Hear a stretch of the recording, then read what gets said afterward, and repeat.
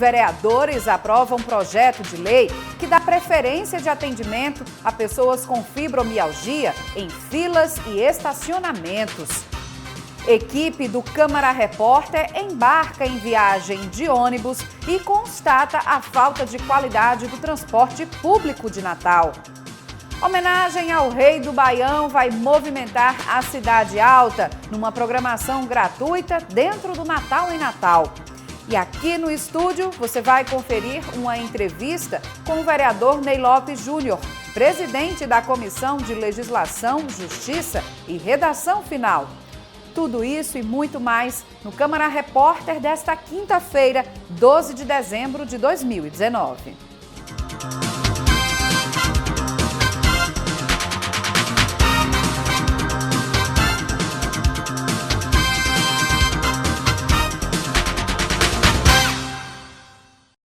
Olá! O Câmara Repórter começa com uma notícia animadora para os servidores do Estado. A governadora Fátima Bezerra sancionou o projeto de lei para a abertura de crédito extraordinário que garante a quitação de 3 folhas salariais. Novembro de 2018, que está em atraso, dezembro deste ano e o 13º salário deste ano também. A medida injeta cerca de R$ 1 bilhão na economia potiguar. O calendário de pagamento de dezembro está confirmado para este sábado, dia 14, quando receberão os servidores da Segurança Pública, os que ganham até R$ 4.000 e 30% do salário para quem recebe mais de R$ 4.000. O governo do estado adianta que a folha de dezembro vai ser quitada até o dia 30 deste mês. Já com relação ao 13º salário de 2019, a estimativa do governo do estado é quitar toda a folha até o dia 2 de janeiro de 2020. Já para o pagamento atrasado de novembro de 2018, deve ser utilizada a verba da venda dos royalties do petróleo. Isso também até o mês de janeiro deve ocorrer. Se conseguir concretizar essas previsões, o governo ainda fica pendente com os pagamentos de dezembro de 2018 e o 13º salário também de 2018. Agora vamos com os assuntos do Legislativo Municipal. Você vai ver que nesta sessão ordinária, a última do ano de 2019, os vereadores aprovaram um projeto de lei que dá preferência de atendimento a pessoas que sofrem de fibromialgia. Isso com preferências para filas e estacionamentos. Confira também outros destaques da sessão. Diversos projetos em regime de urgência foram aprovados na última sessão do ano. Entre eles, um da vereadora Divaneide Basílio, que prevê filas preferenciais e vagas de estacionamento para pessoas com fibromialgia. A doença provoca dores crônicas em todo o corpo. A matéria foi subscrita por outros parlamentares e também institui o Dia Municipal da Fibromialgia. A constituição do projeto se deu a várias mãos e a gente agradece a participação desse grupo e também dos vereadores e das vereadoras que tiveram a sensibilidade de acolher na ordem do dia, de colocar por ordem de precedência, de prioridade e de saber que essas pessoas agora vão ter prioridade nas filas, vão ter prioridade nos estacionamentos e isso vai reduzir suas dores porque não vão ficar expostas a qualquer situação desagradável, vão poder sim ser atendidas com prioridade. Para quem sofre com a doença, o projeto de lei, que ainda precisa da sanção do Executivo, traz conforto. É uma vitória assim inenarrável para a gente, né? Porque só quem sofre 24 horas com dores constantes sabe o quanto é importante, né? Você poder estar numa fila de banco e poder ser atendida com prioridade, porque tem dias que a gente realmente precisa ir para esses ambientes, né?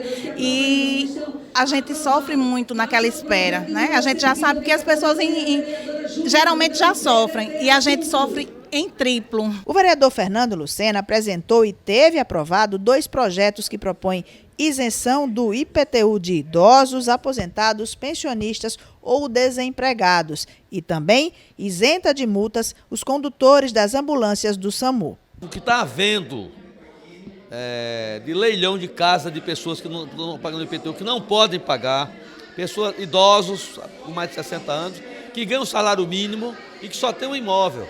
Não é justo isso. Não é justo. Então nós conseguimos a isenção de quem ganha até 2 salários mínimos, a renda familiar, não é? Que são as pessoas realmente que moram numa casinha humilde, que seja isento para não perder a sua casa. E o segundo é que os motoristas do SAMU estão sendo multados quando avança o sinal com uma pessoa morrendo. É a vida e a morte. E aí essa ambulância avança o sinal e os motoristas, os cidadãos saem do meio e facilita a passagem da ambulância, e a ambulância é multada e o motorista é quem paga essa multa. Então não é justo, ele está salvando a vida.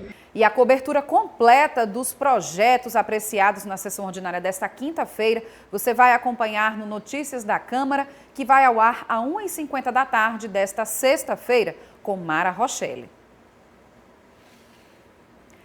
As universidades públicas do Rio Grande do Norte estão com desempenho acima da média do país. Segundo dados do Instituto Nacional de Estudos e Pesquisas Educacionais Anísio Teixeira, o INEP, das 4 instituições de educação superior públicas no estado, 3 estão acima da média nacional no Índice Geral de Cursos Avaliados da instituição, o IGC. No Rio Grande do Norte, a UERN ficou com média de 2,89 no IGC contínuo, o que deixa a instituição com nota 3, ao lado da maior parte das universidades do país. Já a Universidade Federal do Rio Grande do Norte, a UFRN, teve nota 4, a maior do estado. Também ficaram com essa nota, mas com uma média de IGC um pouco abaixo, a Universidade Federal do Semiárido, a UFERSA, e o Instituto Federal do Rio Grande do Norte, o IFRN. Agora a gente muda de assunto para falar de um dia a dia sofrido dos passageiros de ônibus aqui em Natal. A nossa equipe de reportagem embarcou em uma viagem da Zona Sul até a Zona Norte da cidade e constatou de perto as dificuldades enfrentadas por quem precisa do transporte público para sair ou voltar para casa. Veja na reportagem de Vitor Lira.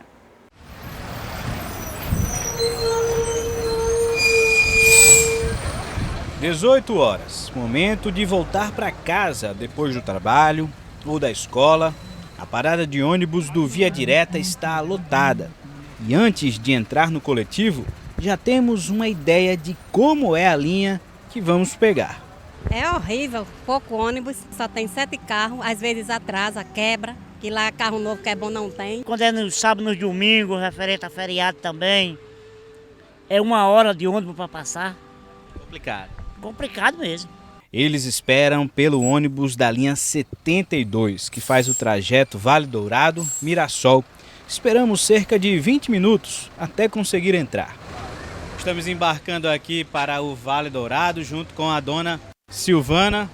Vou iniciar aqui o cronômetro. Vamos ver quanto tempo é daqui da Zona Sul do Via Direta até lá o terminal. Dona Silvana vai descer um pouquinho antes, né? Isso, vou descer ali depois do supermercado favorito.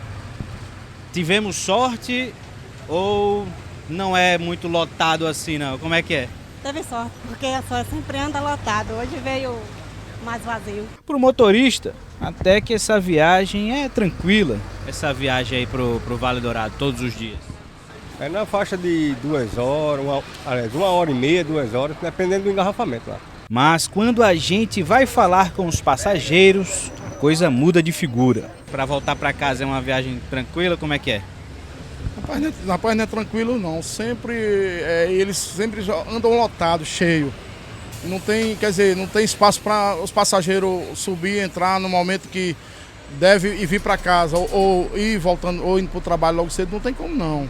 É tanto que eles passam na parada e não param, passam direto. Melhoraria se tivesse mais uma fiscalização. E as reclamações são também por conta das condições estruturais do coletivo, pela passagem, R$ 4,00 no dinheiro e R$ 3,90 no cartão, e até pela higiene no transporte. O preço seria acessível se tivesse condições a nível de questão de cadeira suficiente para todo mundo, né? Transporte passando sempre e muitas vezes a gente encontra até barata dentro dos ônibus. Barata? Isso, fora quando chove. Chove também é muito... Chove aqui mais dentro do que fora. Muito ruim, péssima, porque assim, principalmente para quem levanta cedo, tem que acordar cedo, pegar ônibus cedo, não pega no horário certo, você sempre chega atrasado no trabalho Isso não só eu, como muitas pessoas também, né? E é complicado.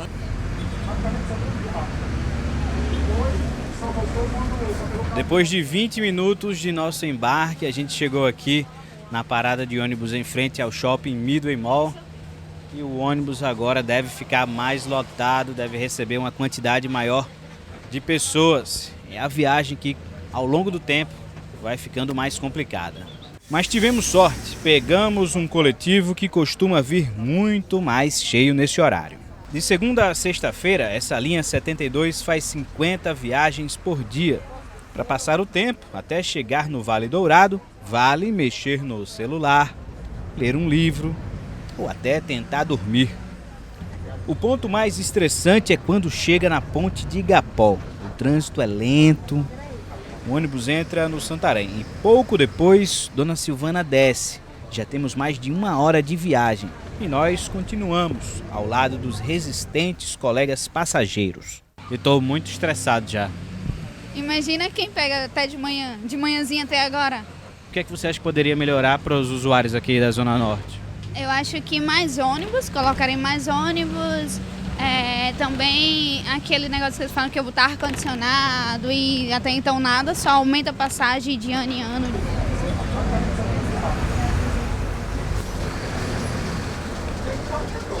Aqui, pessoal, 1 hora e 35 minutos. Foi esse o tempo que nós percorremos, né, nesse trajeto lá da Zona Sul, via direta até aqui, terminal do ônibus Vale Dourado. Uma viagem, acima de tudo, cansativa. É preciso ter paciência, é preciso controlar o estresse e enfrentar essa jornada que nós enfrentamos uma vez. Imagina para quem todo dia tem que passar por isso. É difícil, é bem difícil.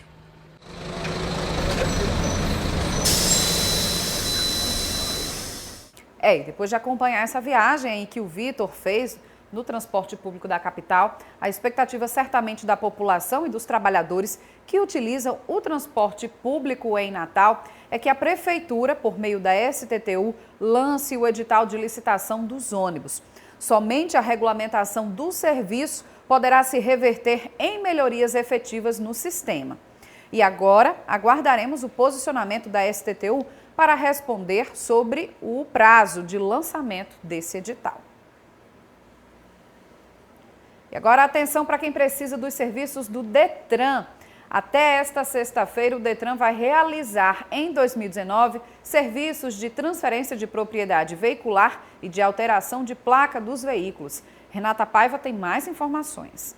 Os motoristas que quiserem transferir a placa dos veículos de outros estados terão até essa sexta-feira, dia 13, para regularizar o serviço. Após essa data, os procedimentos só poderão ser agendados em janeiro do ano que vem. A medida do Detran é preventiva, já que outras instituições do país costumam entrar em recesso nessa época, interrompendo aí o serviço de transferência das placas.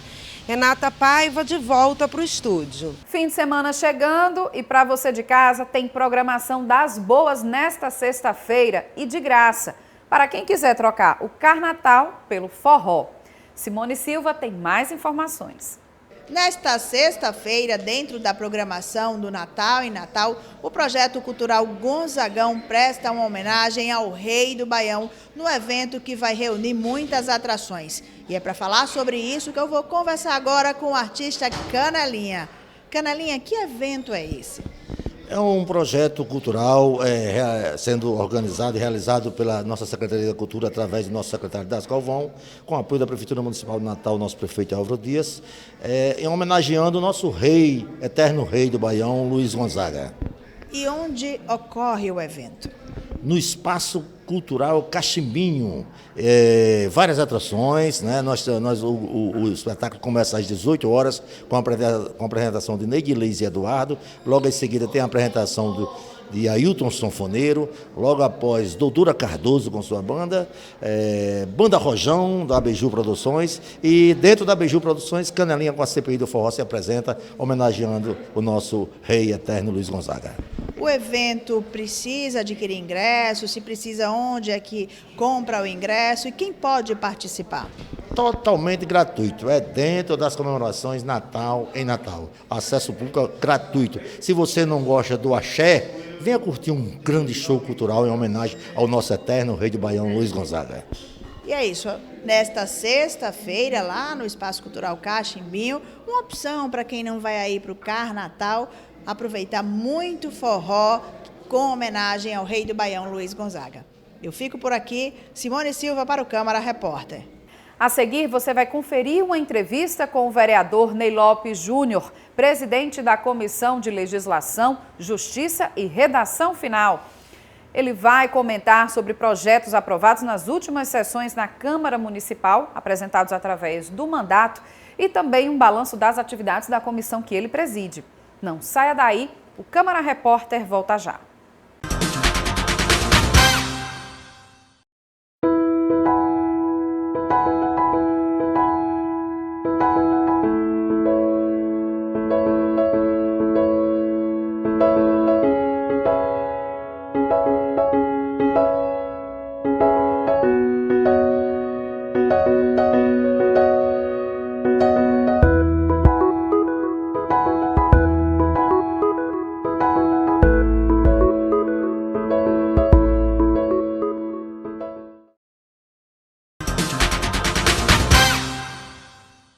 Estamos de volta com o Câmara Repórter e aqui no estúdio, nosso entrevistado desta quinta-feira é o vereador Ney Lopes Júnior, presidente da Comissão de Legislação, Justiça e Redação Final da Câmara. Vereador, seja bem-vindo ao Câmara Repórter mais uma vez. É um prazer muito grande estar aqui com você mais uma vez, Larissa, e com todos os telespectadores da TV Câmara.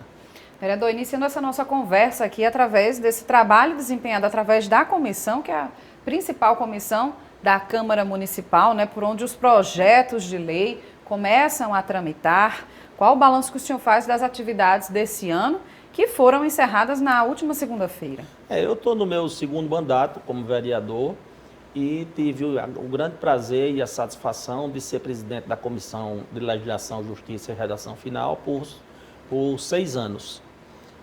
Eu não gosto muito de dizer que é a principal comissão da casa para não desmerecer as demais, mas ela tem uma característica que é fundamental no Poder Legislativo, seja ele em que nível for, que é analisar a legalidade e a inconstitucionalidade ou não de qualquer proposição legislativa apresentada na casa. É uma comissão que realmente nós temos um trabalho muito firme, porque são muitos projetos, muitos pareceres, temos que analisar de forma detalhada, não é somente o mérito. Sim. Nós temos que analisar de forma técnica a legalidade do projeto. Então, é por isso que se costuma dizer que a Comissão de Justiça é a comissão mais importante da casa. Mas eu termino essa sessão legislativa, o ano legislativo, com a certeza do dever cumprido. Tanto é que na última segunda-feira nós tivemos a última reunião do ano e zeramos completamente a pauta. Nós não deixamos nenhum projeto sequer a ser votado ou a ser apreciado por toda a comissão. É uma comissão que tem muitas divergências, muitas convergências. É uma casa plural também, uma casa natural que plural, a comissão é formada por membros preparados, mas que pensam até ideologicamente, muitas vezes de forma absolutamente opostas, o que é bom para a democracia, porque até enriquece o debate e os projetos para que eles sejam destinados, enviados para as comissões temáticas, para aí sim decidir sobre o mérito e os efeitos que estes projetos irão produzir na sociedade, se sancionado ou promulgado pela Câmara Municipal de Natal. E como o senhor falou aí, essa pauta zerada é muito bom até para o funcionamento da casa, até a partir do próximo ano, de 2020, para que o processo legislativo flua aí da melhor forma possível, até mesmo para a chegada de matérias importantes, que a principal delas, já no início do ano, que será o plano diretor, não é isso? Com certeza. Em outras entrevistas, em outras oportunidades que eu tenho de falar com a imprensa, eu digo que a Câmara Municipal terá, a partir de 2020, a responsabilidade de votar o projeto mais importante para a cidade dos últimos 13 anos, que é o plano diretor. O plano diretor não é um projeto que será realizado para o partido A, B, C, D, para o parlamentar X, Y, Z.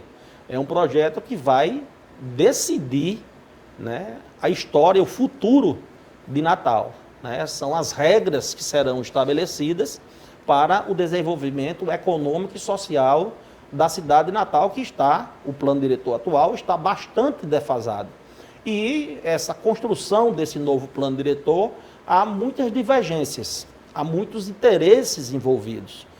Tem os empresários, tem a área da construção civil, tem os ambientalistas, tem os sindicatos, tem os conselhos comunitários, tem os populares que participam. E o poder público também, que necessariamente, como autor da matéria, no caso da prefeitura, tem interesse que seja atualizado para viabilizar aí ações estruturantes para o desenvolvimento da cidade. Exatamente.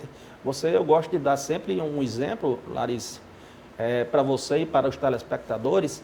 Imagine, na época do ex-governador Tarcísio Maia e do ex-governador Lavoisier Maia, quando eles criaram a via costeira. Imagine se nos tempos de hoje nós teríamos viabilidade de criar uma via costeira que hoje é uma das principais vias turísticas da cidade.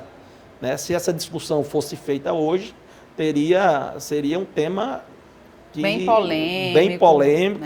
Iria movimentar a cidade mesmo. Ia movimentar verdadeiramente a cidade, ia movimentar verdadeiramente vários segmentos da sociedade, entidades civis, etc. Eu cito a via costeira porque outros pontos virão semelhantes à via costeira. Como, por exemplo, a verticalização. A permissão para que sejam construídos prédios em determinadas áreas da cidade, que seja aumentado o gabarito, o gabarito significa a altura dos prédios, para que eles seja permitido construir em determinadas áreas da cidade.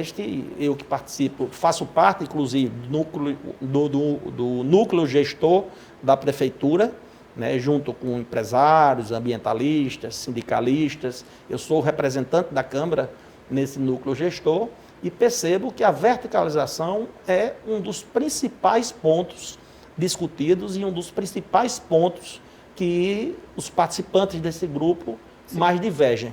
E até por conta dessas divergências, desses interesses, como o senhor citou, a Câmara Municipal também já procurando se preparar para esse momento, que será bastante democrático, aberto, dialogado junto com a população e também com as outras entidades e esferas.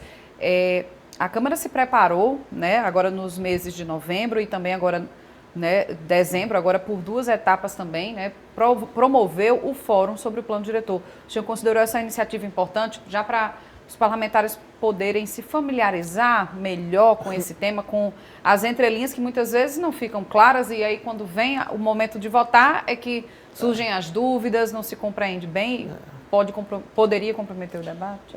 Foi uma atitude absolutamente louvável do presidente da casa, o vereador Paulinho Freire, abrir as portas da Câmara Municipal por várias reuniões que nós tivemos aqui, recebendo a todos.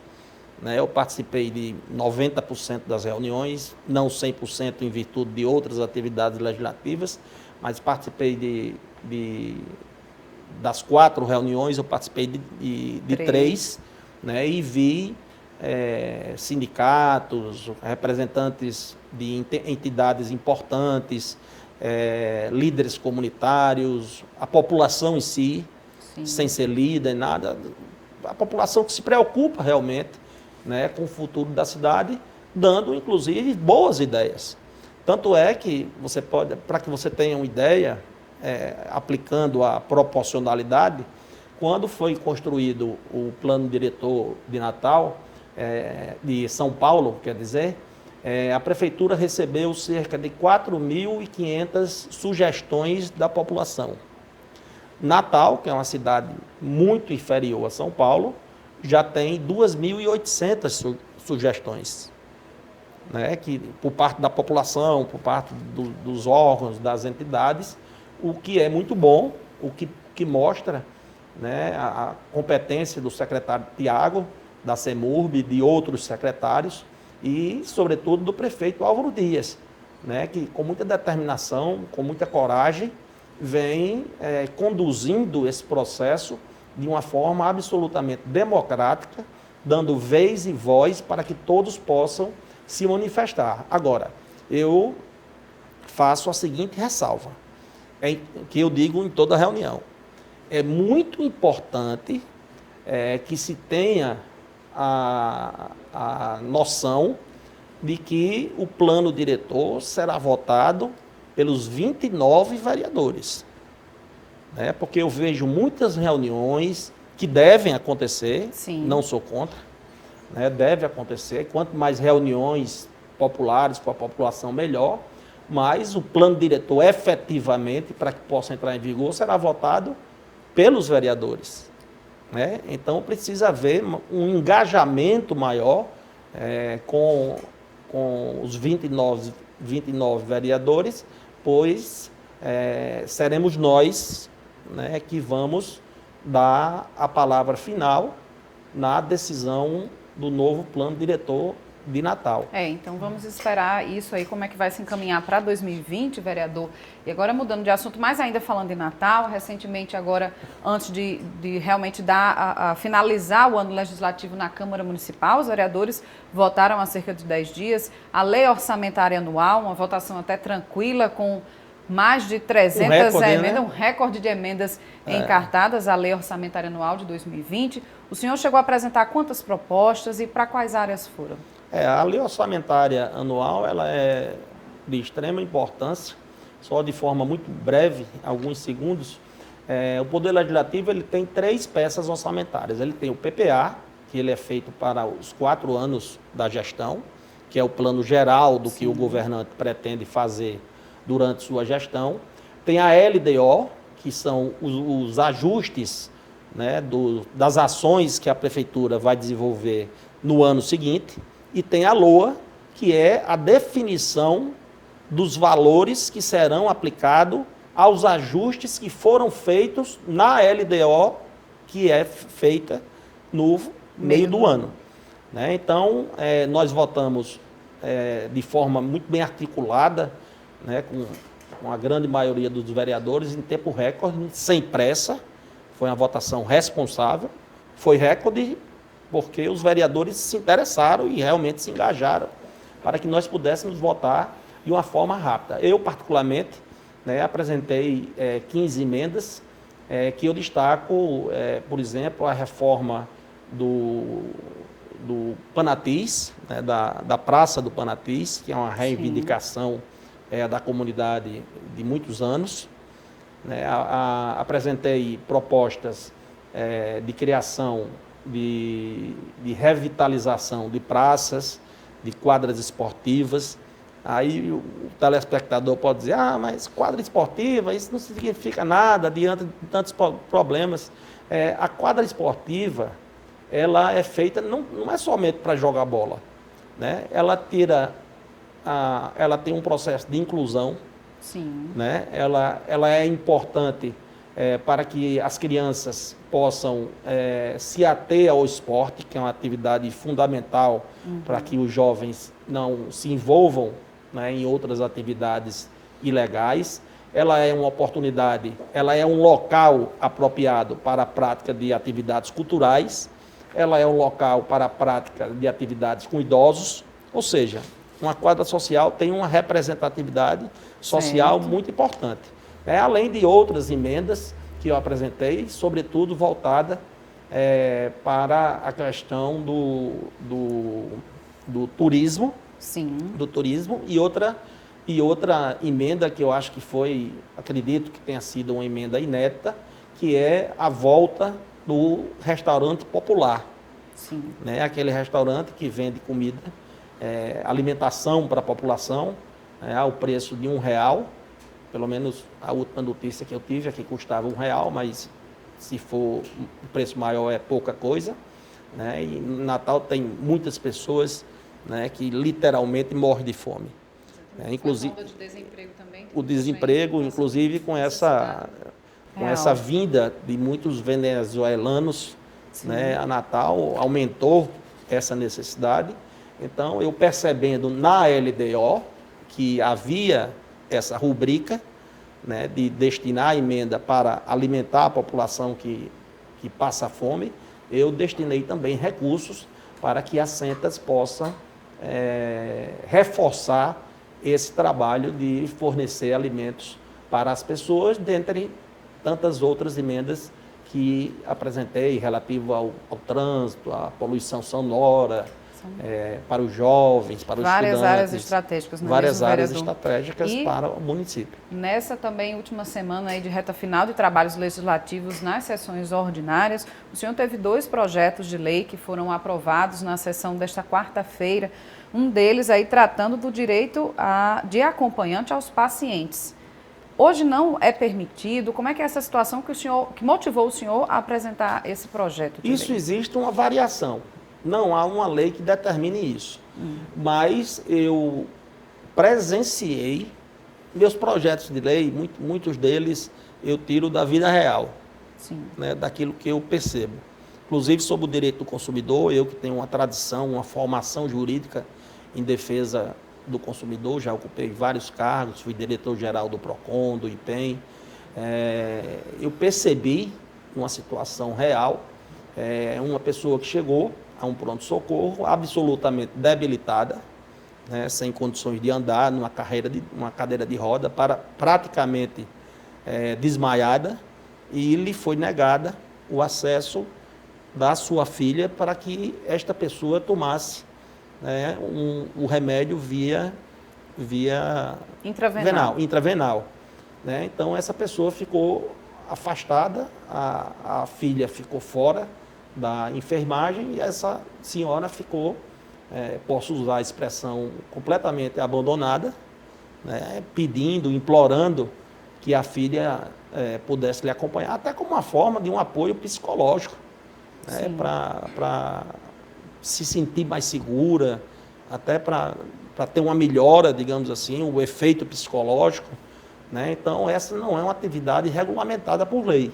Então, diante dessa situação, repito, que eu presenciei, eu tive a iniciativa de apresentar esse projeto de lei, que foi aprovado por unanimidade e, graças a Deus, subscrito por vários vereadores, e um projeto que foi objeto de muitos elogios, sobretudo de vereadores que são médicos e reconheceram, né, a real necessidade de Natal ter uma lei desta natureza. E para a gente encerrar aqui, também tem um último projeto muito relevante que diz respeito ao direito da mulher grávida com relação a concursos públicos. Mas explica aí direitinho que proposta é essa, que também foi aprovada e agora vai seguir para a sanção do prefeito. Esse projeto, eu, como advogado, que eu exerço a profissão de advogado e de jornalista também, somos colegas jornalistas. Claro. Mas na condição de advogado, eu estou sempre acessando o site do Supremo Tribunal Federal, do Superior Tribunal de Justiça, dos tribunais de uma forma geral, né, seja para ações, seja para me manter informado, e percebi que o Supremo Tribunal Federal firmou um entendimento de que as mulheres grávidas, né, que estivessem participando de concurso público, elas teriam o direito de ter a data do exame físico remarcada, caso a data que foi marcada coincidisse com o momento em que a gravidez não estivesse passando por um momento que permitisse... Isso, uma gravidez mais avançada já, uma gravidez, né, mais avançada, mais... que não permitisse o exercício físico. Físico. No direito, nós chamamos isso de erga omnes. Né? O que é erga omnes? A decisão do Supremo, ela não vale para todos. Ela vale para aquelas mulheres que entraram na justiça em busca deste direito. Certo. Não vale para todas. Então, com a apresentação e aprovação por unanimidade deste projeto de lei, aí sim, não será mais necessário entrar na justiça. Já passará a ser um direito garantido das mulheres grávidas a remarcarem a data do exame físico quando tiverem, né, condições e a autorização médica para a realização de exame físico que praticamente todos os concursos públicos hoje em dia exigem. Ok, então, vereador, agradeço a sua participação aí. Obrigada por esse esclarecimento, né? Para o senhor também trazer esse balanço final aqui de ano para os seus eleitores, enfim, para os natalenses todos acompanharem aqui o mandato. Eu que agradeço, desejo a todos um Feliz Natal, um próspero ano novo, com muitas realizações, que todos nós possamos ter muitas conquistas e que não percamos a esperança num 2020 melhor para todos, para os telespectadores, para todos que fazem a TV Câmara, né? E que o Natal também, junto com familiares e amigos, seja comemorado de uma forma fraterna, em busca da construção de uma sociedade mais justa, humana e solidária. Agradeço muito o convite e estarei sempre à disposição. Muito obrigada. Esta edição do Câmara Repórter fica por aqui. A você de casa, obrigada pela audiência. A gente volta a se encontrar nesta sexta-feira com outras informações, sim, do Legislativo Natalense e também com outros detalhes aí da cultura, da nossa programação. Então, continue ligado na TV Câmara. A gente fica por aqui. Tchau.